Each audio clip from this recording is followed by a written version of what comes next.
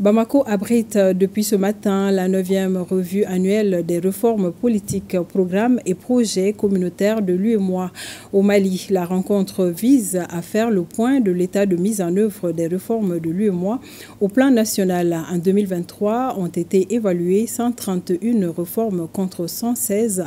En 2021, il en ressort un taux satisfaisant de mise en œuvre de 81%. Nyanya Alou Traoré, Alou Bekone. Le Mali est un bon élève en matière de transposition des réformes au sein de l'espace UEMOA. On enregistre pour 2023 131 réformes évaluées contre 116 en 2021, un taux satisfaisant de 81%.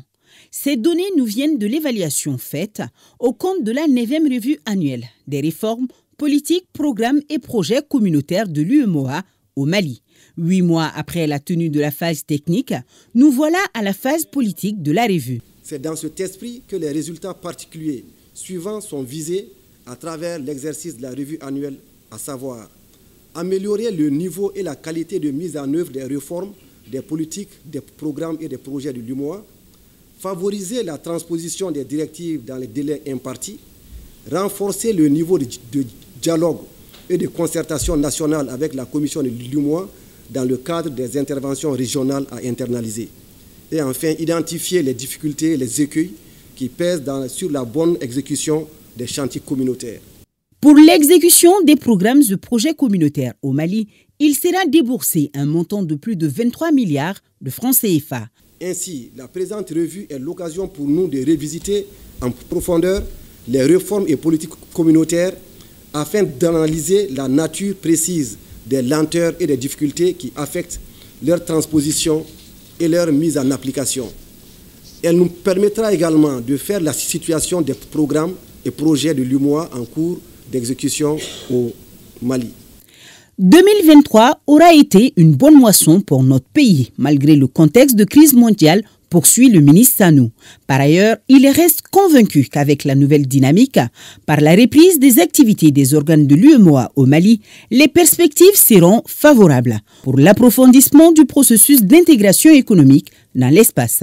Et pour encore plus d'efficacité et de résultats probants, les pays de l'Union doivent faire face à différents défis, notamment sécuritaires.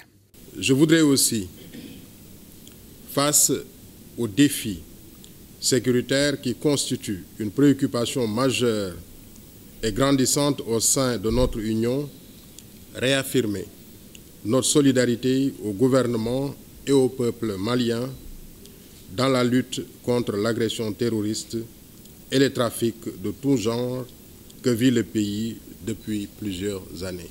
Je rends un vibrant hommage aux vaillants soldats tombés sur le champ d'honneur et exprime notre compassion à toutes les autres victimes.